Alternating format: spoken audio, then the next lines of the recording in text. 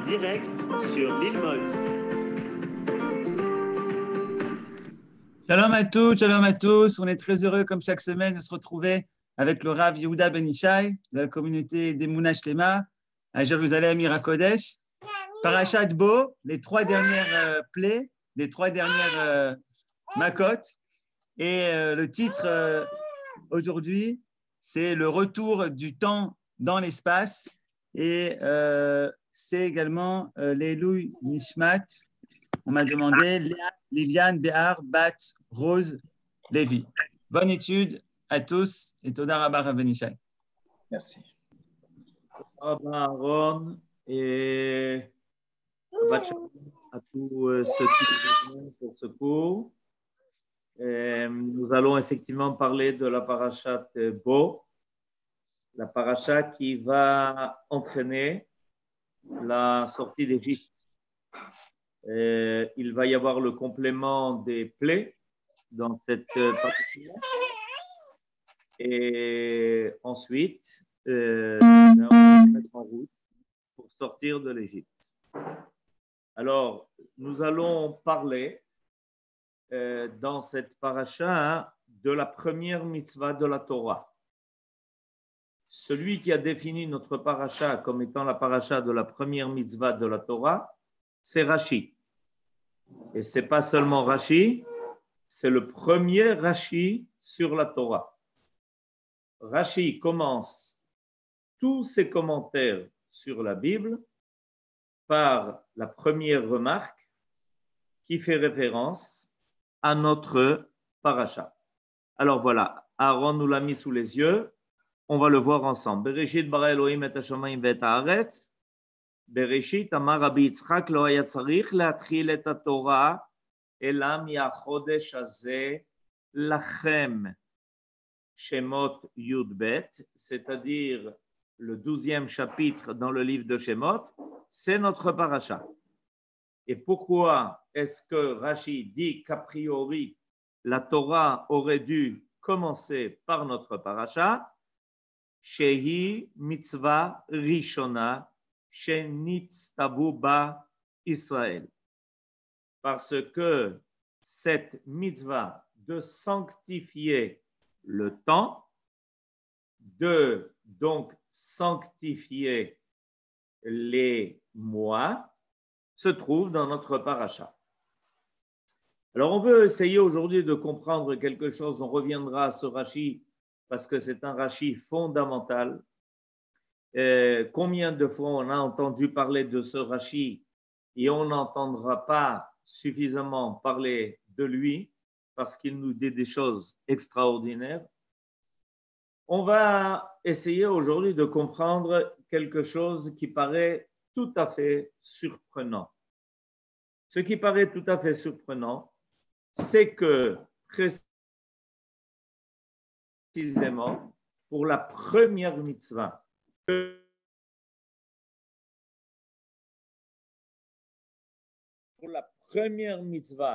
le peuple d'Israël a reçu, Moshe et Aaron n'ont pas trouvé de meilleur endroit pour le faire qu'en Égypte. En fait, ce n'est pas une initiative à eux, c'est une initiative à Dieu. Je vous lis le premier et le deuxième verset du chapitre 12. L'Éternel parla à Moïse et à Aaron dans le pays de l'Égypte en ces termes. Ce mois-ci est pour vous le commencement des mois. Il sera pour vous le premier des mois de l'année. Il s'agit de ce que l'on appelle mitzvat kiddush achodesh. En effet, on sait que cette mitzvah est très importante. Elle fixe la valeur du temps. En effet, à partir de témoignages recueillis par le Sanhédrin, on décidait quand est-ce que le mois commençait. Le mois de Nissan va être le premier de ces mois-là. Et dès que la lune apparaît, venez deux témoins témoigner devant le Beddin. Et à partir de là, le Beddin déclarait, voilà, Mekudash, Mekudash, Mekudash. Le mois a été sanctifié. Mais qu'est-ce que la Torah précise? Ce que la Torah précise, c'est que ça a été fait Be'eretz Mitzrayim. Je répète le verset. Vayomer Hashem el Moshe ve'el Aaron Be'eretz Mitzrayim. Voilà, Aaron nous a mis le verset sous les yeux. Et on est évidemment étonné parce que on est bien en Égypte. On n'en est pas encore sorti. On n'en sortira pas encore. Il va falloir d'abord passer par l'agneau pascal, par le Korban Pessah et toutes les mitzvot qui vont s'en suivre. Et puis, n'est même pas terminé tout le processus de la sortie d'Égypte. Alors, pourquoi est-ce que la Torah a-t-elle besoin de préciser que Moshe et Aaron se sont adressés au Béné Israël alors qu'ils étaient en Égypte et que Dieu s'est adressé à eux alors qu'ils étaient en Égypte? Et évidemment, ça fait tout de suite réfléchir Rashi. Alors, prenons le commentaire de Rashi que vous avez sous les yeux. Be'eretz Mitzrayim, d'après le Midrash, Mechilta, Rashi dit Chutz lakrach.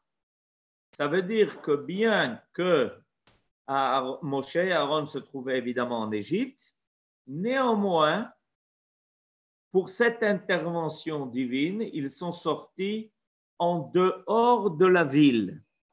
Oena ela betoch hakrach. Peut-être que Dieu s'est adressé alors qu'ils étaient même dans la ville où ils se trouvaient à ce moment-là. Talmud lomar ketseti et aïr. Alors, il nous fait référence, Rashi nous fait 6 références à un autre verset qui se trouve auparavant dans la paracha précédente.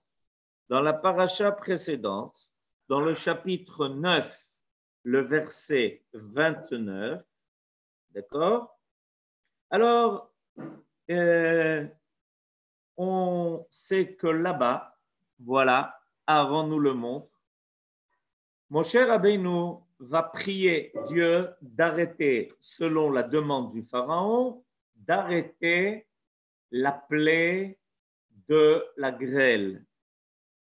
Et Moshe répond à Paro qu'il est prêt à le faire, qu'il est prêt à implorer Dieu d'arrêter cette plaie, mais il lui fait une précision. Vayomer elav, je lis le verset que vous avez sous les yeux. Vayomer elav, Moshe dit donc à Pharaon, Ketseti et aïr, Ephros et kapai. Seulement quand je quitterai la ville, peut-être la ville de Ramsès, Ephros et kapai, j'étendrai mes paumes de main vers Dieu, Ephros et kapai el Hashem, Hakolot yechdalun, ve'abarad lo yiyeh od. Les voix terribles que tu entends et la grêle s'arrêtera, les ma'an teda ki l'Hashem haaretz, afin que tu saches que c'est à Dieu qu'appartient la terre. Or, Rashi nous dit, regarde, même pour une prière qui avait pour but de demander à Dieu d'arrêter cette plaie, Moshe précise, en parlant au Pharaon, qu'il ne pourra pas le faire alors qu'il est dans la ville. Il doit quitter la ville pour cela. Alors, dans notre paracha, Rashi, à la suite du Midrash, va dire, si même, voilà, on reprend le Rashi que Aaron nous a mis sous les yeux, Be'eretz Mitzrayim, nous dit Rashi, pour recevoir cette mitzvah, sanctifier le mois Moshe et Aaron devaient se trouver en dehors de la ville, Chutz Lakrach, où tu aurais pu penser que Dieu s'est révélé à eux au sein même de la ville. C'est impossible de penser comme ça. Pourquoi Talmud Lomar, Ketseti et Taïr, parce qu'on a déjà rencontré cette nécessité de quitter la ville par Moshe, c'est ce qu'il a annoncé au Pharaon. Uma tefila kala lo itpalel betocha krach lefi shehaita melea gilulim dibur chamur kaze lo kol sheken. Alors nous dit Rashi le raisonnement suivant, il suit le Midrash. Si pour prier d'arrêter la plaie, Moshe précise au Pharaon qu'il a été obligé de quitter la ville. Il est obligé de quitter, de sortir de là où il est. Pourquoi? Parce que là où il est, c'était rempli d'idolâtrie. Et Moshe révèle au Pharaon qu'il ne peut pas s'adresser à Dieu alors qu'il se trouve dans un lieu d'idolâtrie qui est rempli d'idoles. Alors nous dit Rashi, à plus forte raison, lorsqu'il doit recevoir le commandement de la première mitzvah qui a été ordonnée à Israël en tant que mitzvah et en tant que collectivité. Parce qu'en effet, la sanctification du mois est une mitzvah d'ordre collectif. En effet, le mois est sanctifié pour tout Israël par le Bedin. Il ne s'agit pas d'une mitzvah individuelle. On m'a fait remarquer que selon le Sefer Achinour, il y a déjà d'autres mitzvot qui sont apparues auparavant. Par exemple, la mitzvah de se marier, de procréer. Par exemple, la mitzvah de Guidanaché, que l'on a trouvé auparavant. C'est vrai, mais ce sont des mitzvot d'ordre individuel. Il s'agit ici de la première mitzvah donnée à Israël en tant que collectivité, la sanctification du temps.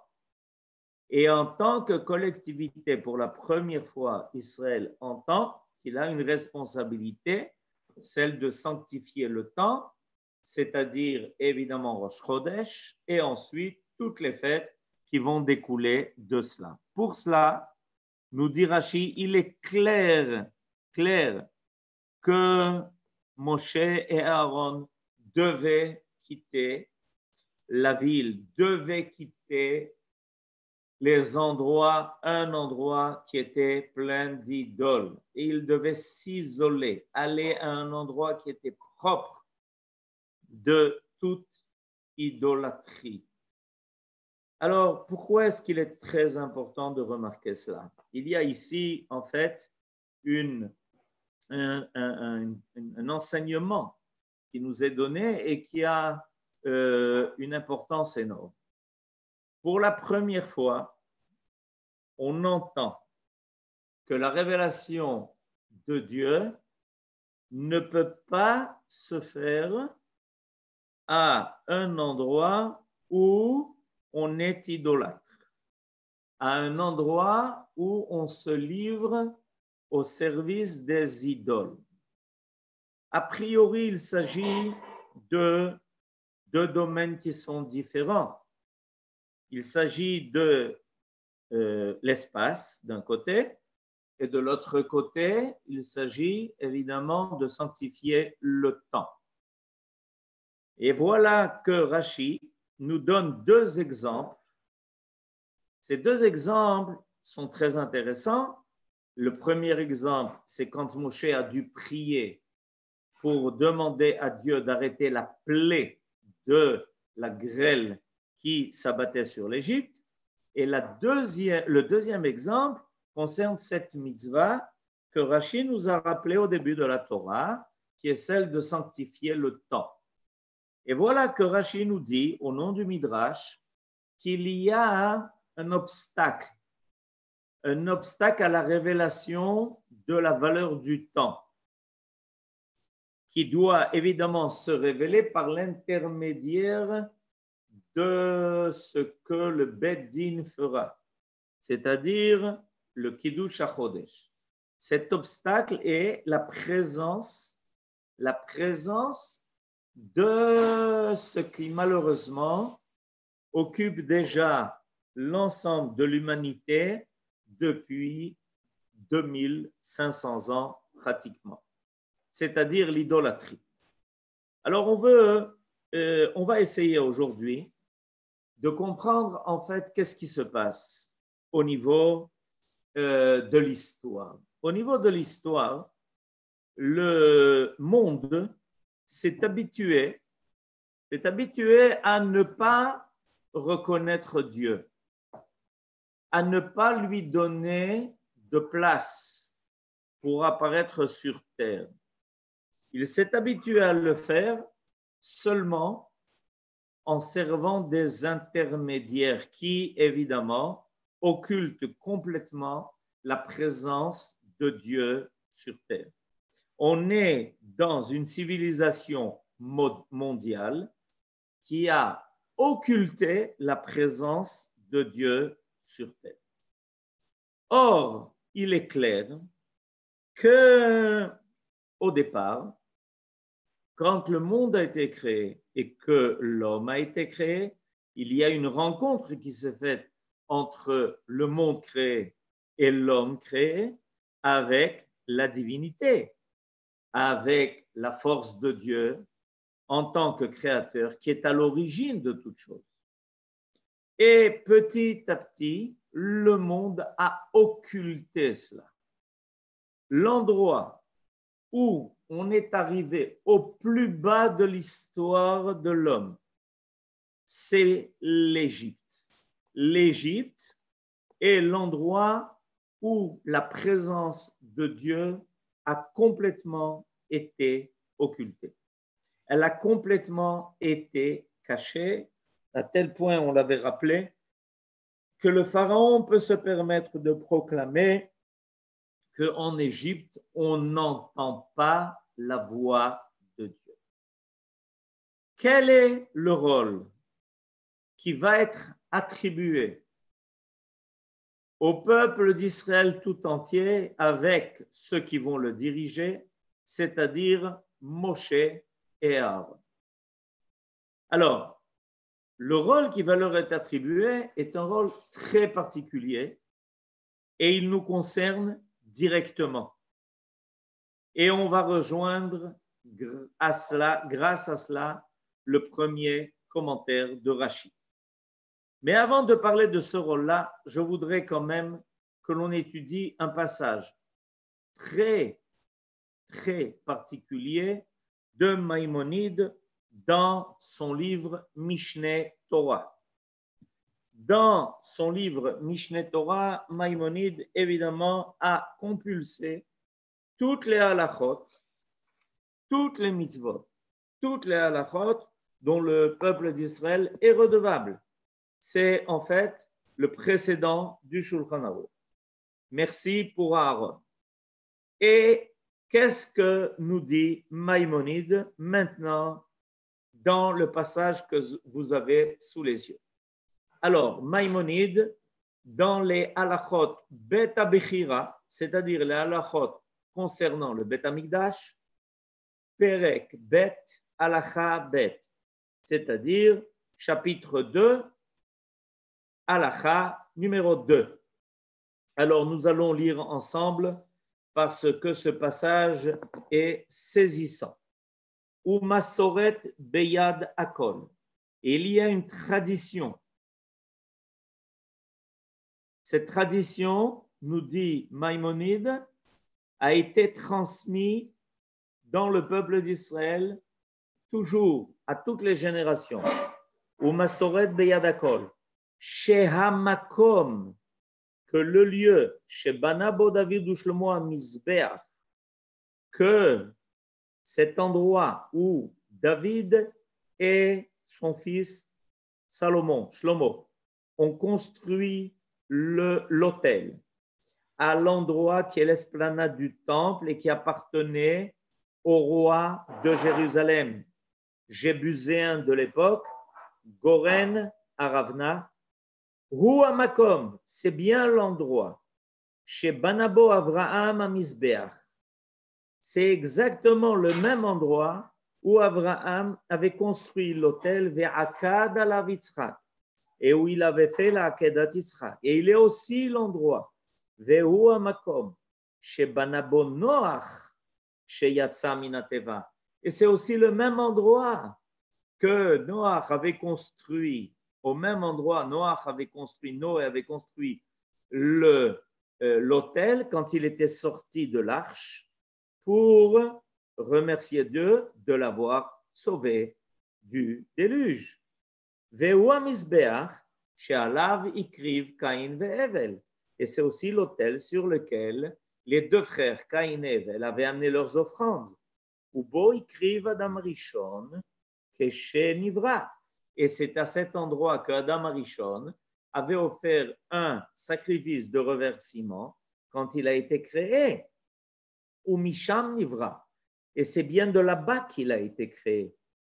C'est-à-dire que quand on nous dit dans le récit de la Bible, de la Torah, que Dieu a pris la poussière de la terre, il a insufflé un souffle de vie, une neshama, une âme, pour faire vivre Adam Arishon, eh bien, cette poussière de la terre a été prise de là-bas. Amrou Chachamim Adam imekom kaparato nivra. Nos sages nous ont fait remarquer que l'homme a été créé exactement à l'endroit qui lui servira plus tard à expier ses fautes. Qu'est-ce que Maïmonide nous fait découvrir dans cette perspective historique? Il nous fait remonter le temps. Il nous fait découvrir qu'il y a un endroit particulier dans le monde où il y a une possibilité de rendez-vous entre l'homme et Dieu. Et que cette possibilité de rencontre entre l'homme et Dieu nécessite un endroit précis. Et cet endroit précis, parce qu'on part évidemment du Beth Amikdash pour remonter à l'origine.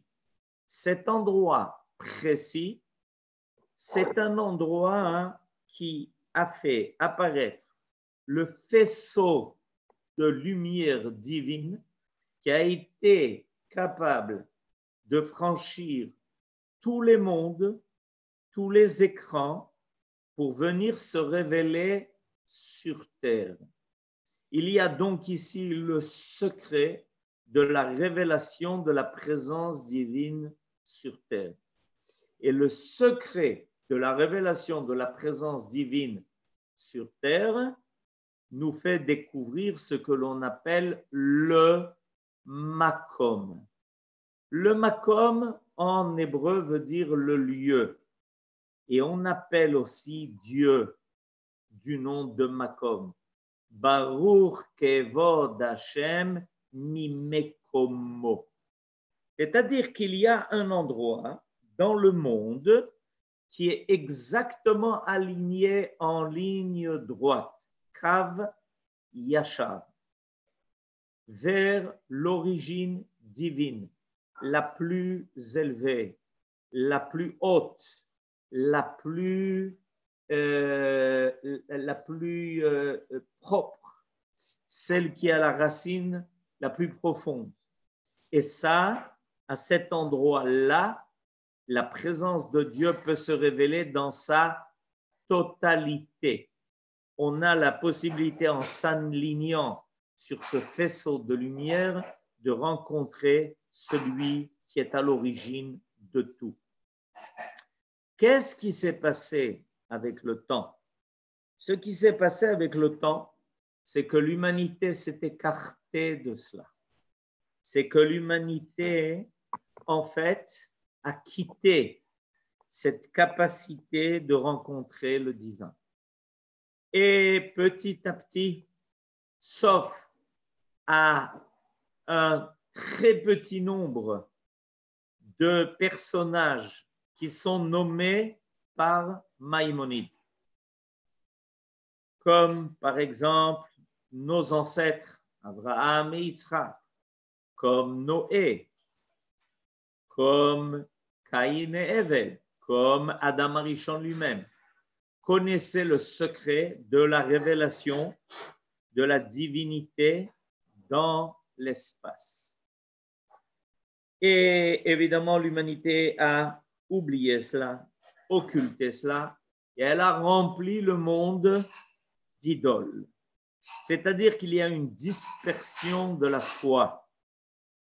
La foi, c'est morcelé en toutes petites étincelles qui ne permettent à l'homme que de rencontrer quelque chose de très partiel, qui évidemment est loin d'être vrai. Il manque la totalité. Yaakov, évidemment, sans aucun problème, puisque Yaakov, quand il va partir de ses parents pour aller chez Lavan, va exactement s'arrêter à cet endroit-là. Rambam n'a pas besoin de rappeler Yaakov parce que c'est dit en toutes lettres dans le texte qu'il a trouvé cet endroit-là. Manora hamakom hazeh. En ze kim bet Elohim, veze sha'ar hashamayim. Voilà où est ouvert la lucarne vers les cieux. Maintenant, quand on est maintenant, nous, en Égypte, voilà que tout d'un coup, à nouveau, Dieu se révèle. Et où est-ce qu'il se révèle? Il se révèle en Égypte.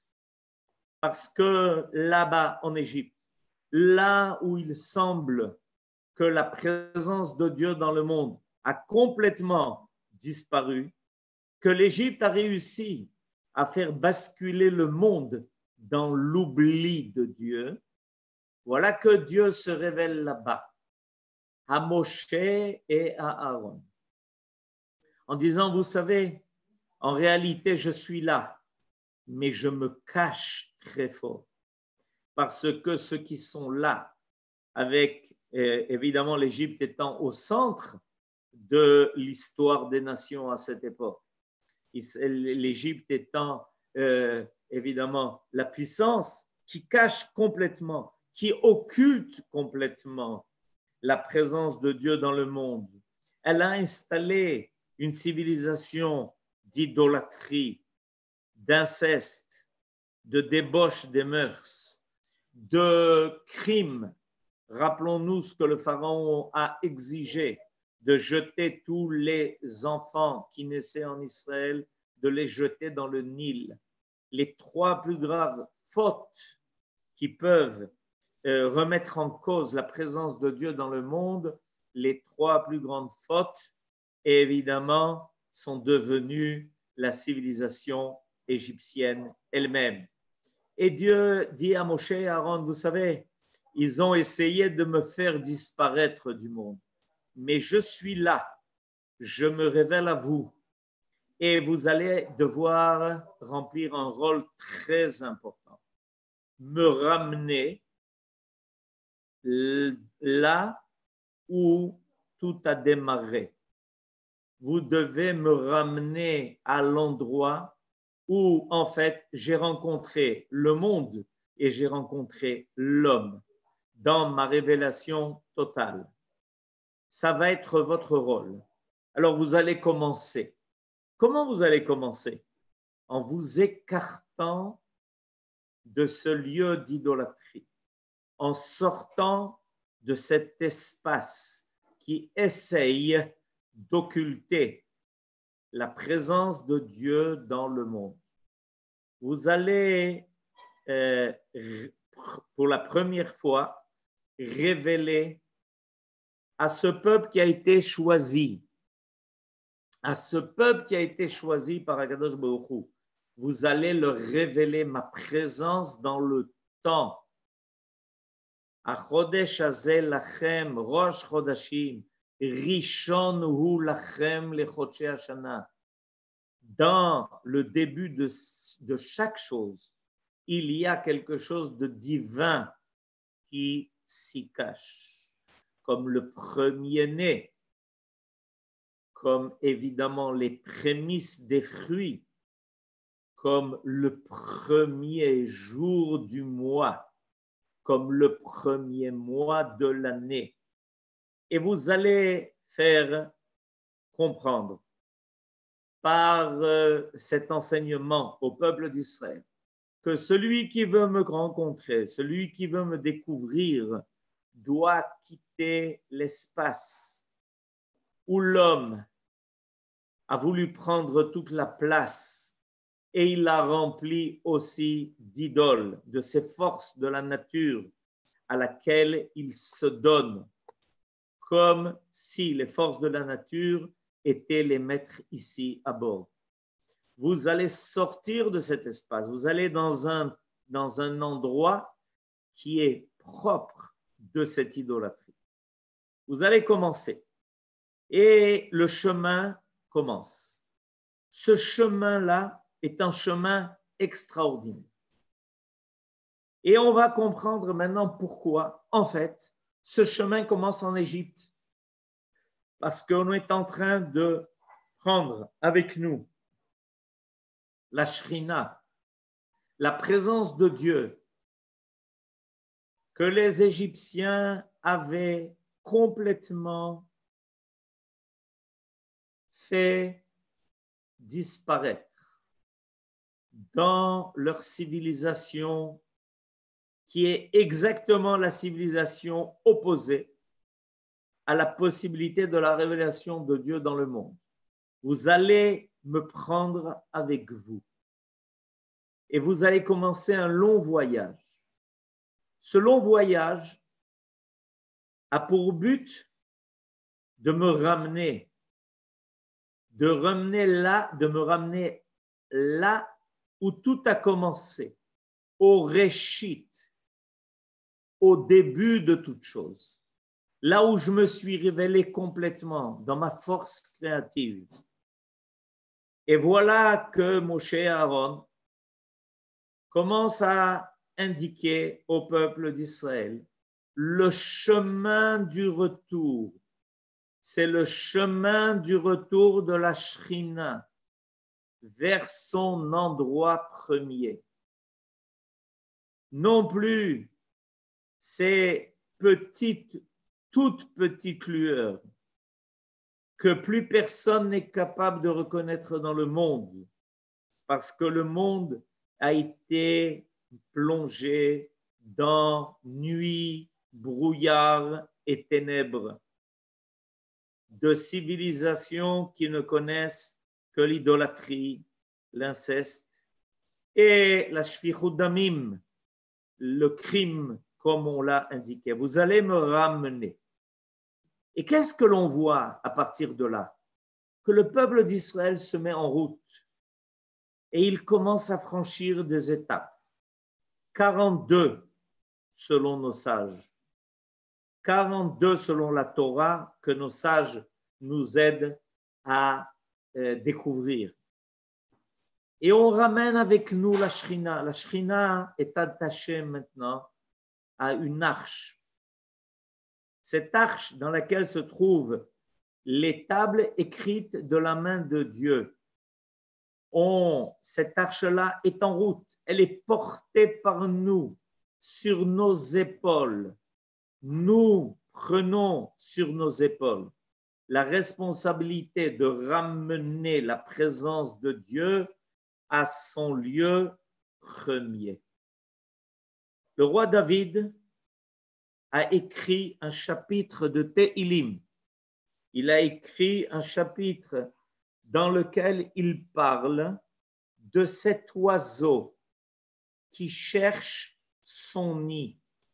C'est le chapitre 84, P. Dalet. L'amnatseach al hagitit livnei korach mizmor. Ma yedidot mishkenotecha Adonai tsevaot. Comme elles sont agréables tes demeures, toi l'Éternel, Nichsefa vegam kalta nafshi lechatzrot Hashem. Combien j'ai langui cette cour-là où toi tu te révèles.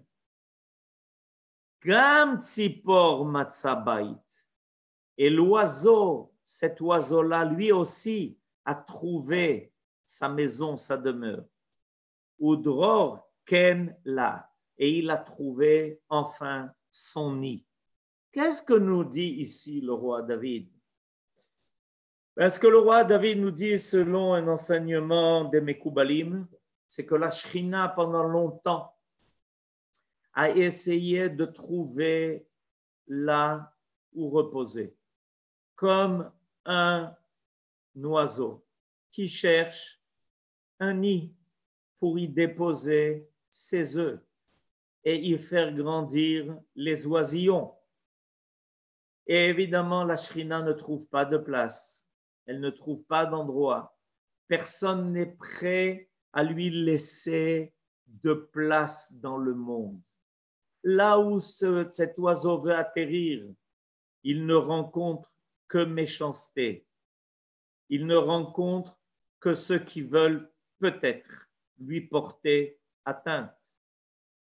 Et voilà que petit à petit, le peuple d'Israël prend cet oiseau avec lui et lui construit un nid. Ce nid, évidemment, c'est le Beth Amikdash. Là, enfin, la Shrina va trouver demeure. Elle va pouvoir s'installer. Ce long parcours, nous dit Maïmonide, c'est ce que les enfants d'Israël font. Ils partent du plus profond de l'exil. C'est l'exil de la Shrina. Et ils ramènent avec eux la Shrina. Ils sortent d'Égypte. Ils franchissent la mer.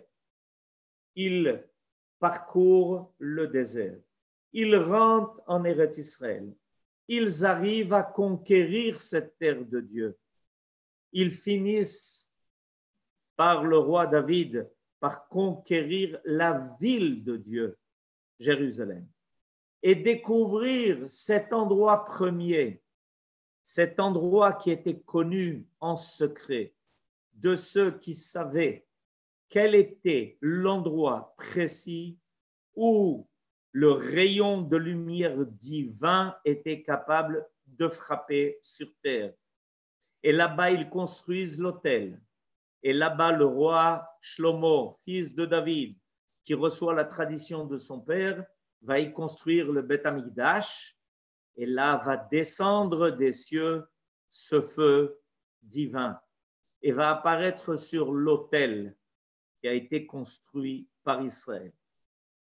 En réalité, voilà le rôle qui est donné au peuple d'Israël, qui lui a la possibilité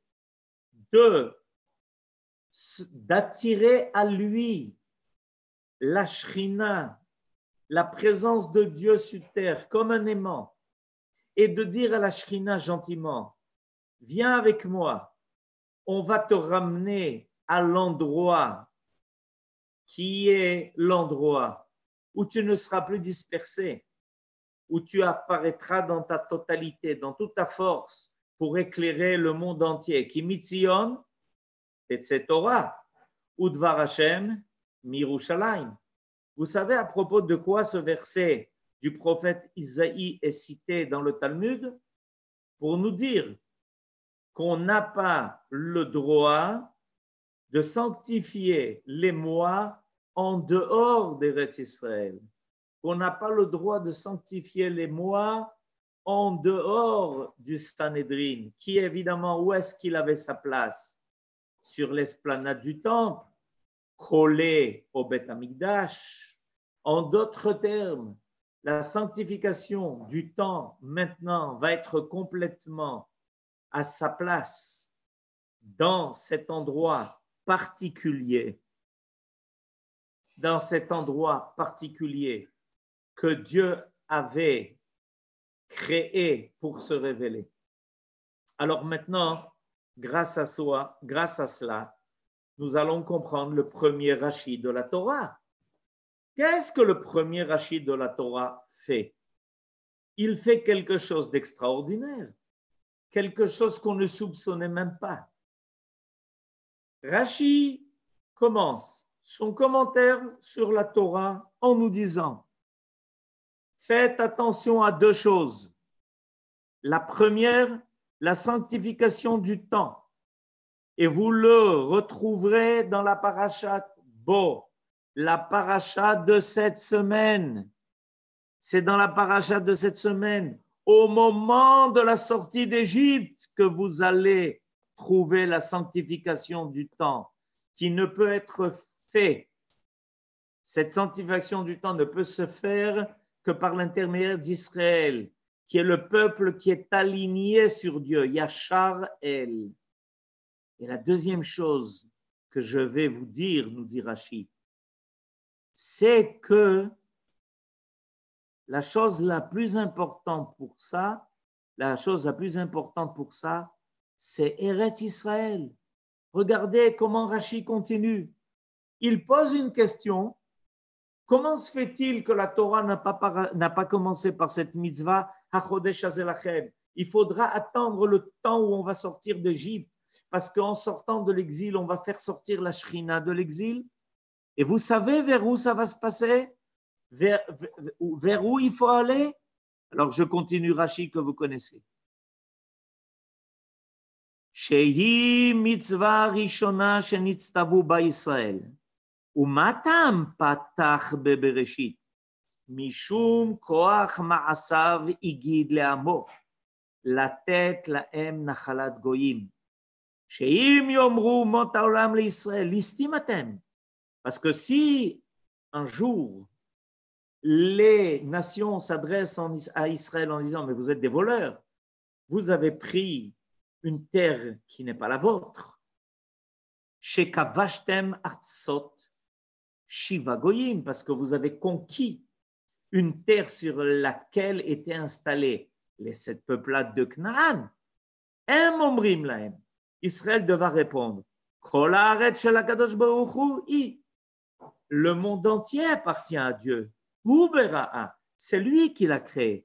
Ou Netana, et il a donné la Asher Yachar Be'enav.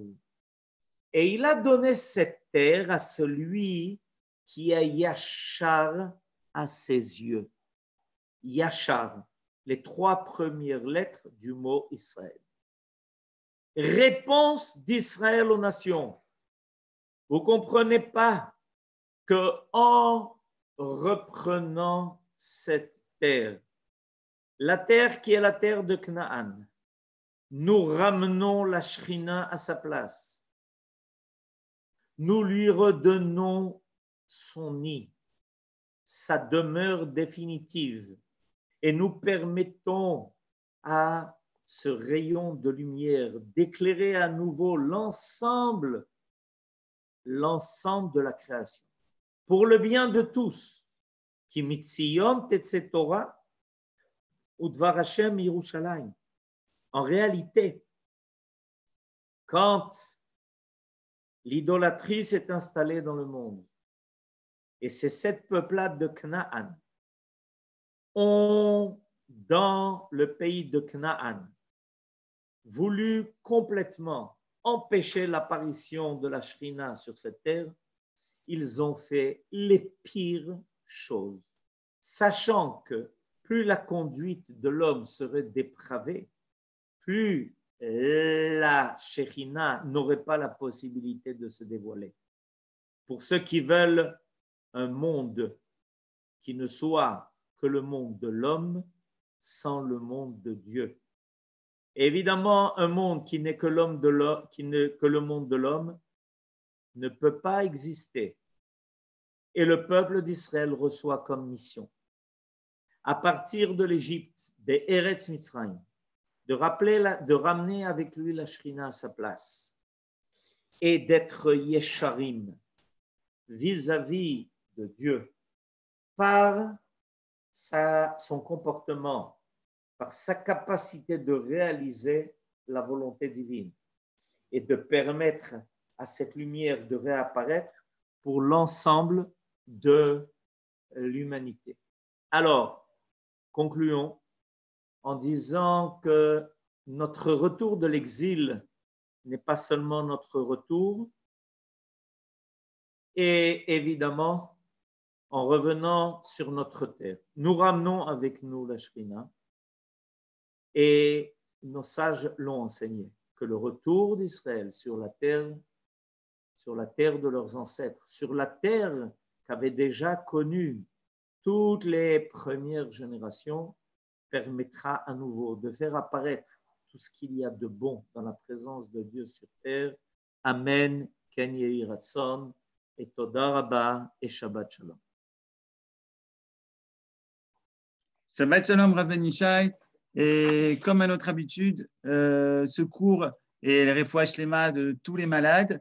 Et également, on m'a demandé les Lunishmat, Zahara, Bat, Rabbi, Eliezer. On annonce tout de suite, comme notre habitude, on a pris les horaires de Shabbat qui vont s'afficher à l'écran. Alors, Shabbat va rentrer en Suisse, chez nos amis suisses, à 17h07. Pour les gens qui nous suivent du sud de la France, 16h50, 17h10. Paris à 17h14. Et à Yerushalayim, Irakodesh, 16h24. On fera rentrer la princesse, la reine du Shabbat. On finit comme chaque semaine en chanson, avec une chanson toute particulière, d'une chanson d'Avraham Fried, qui parle justement de Yeshuat Hashem, puisqu'on sort de l'Égypte, on souhaite également sortir de cette magéfa, de cette épidémie. Et la chanson dit au Bnei Israël Yotzim Biad Rama, les enfants d'Israël sortent avec le bras étendu, Ityatzvu Ur'u et Yeshuat Hashem. On a le mérite de voir de nos propres yeux toutes les Yeshuot d'Akadosh Baruch Hu, pour nous, dans nos familles, pour l'ensemble du Ham Israël, pour l'ensemble de l'humanité. Vous êtes invités, bien sûr, à activer vos micros, à souhaiter Shabbat Shalom les uns aux autres. Shabbat Shalom à Rav et Shabbat Shalom à tout le monde. Shabbat Shalom. Shabbat Shalom. Shabbat Shalom. Shabbat Shalom. Toda Rabba. Shabbat Shalom à tout le monde. Shabbat Shalom, Bevorach. Shabbat Shalom לכולם. Shabbat Shalom. Shabbat Shalom. Shabbat Shalom. Shabbat Shalom à tout le monde. Shabbat Shalom. Shabbat Shalom.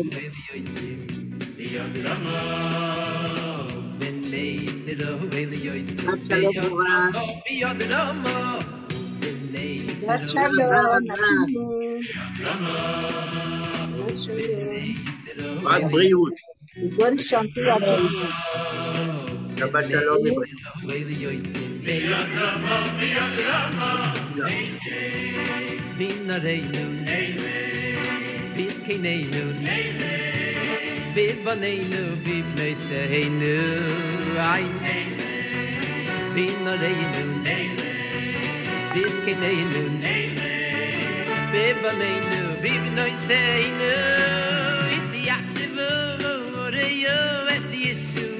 Hashem, Yatzivu Oreyu Es Yeshuas Hashem. Oto Akum Mashiach, Oto Akum Mashiach. Hinei Zebo, His Yatzivu Oreyu Es Yeshuas Hashem.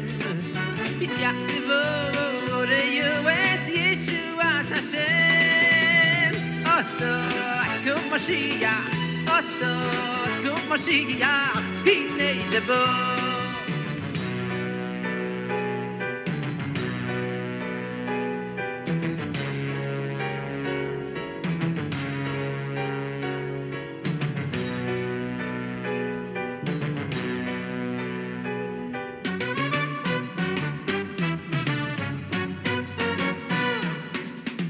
B'nei Yisrael Yotzim B'yod Rama.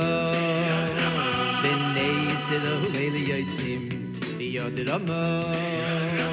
B'nei Yisrael Yotzim B'yod Rama. B'yod Rama.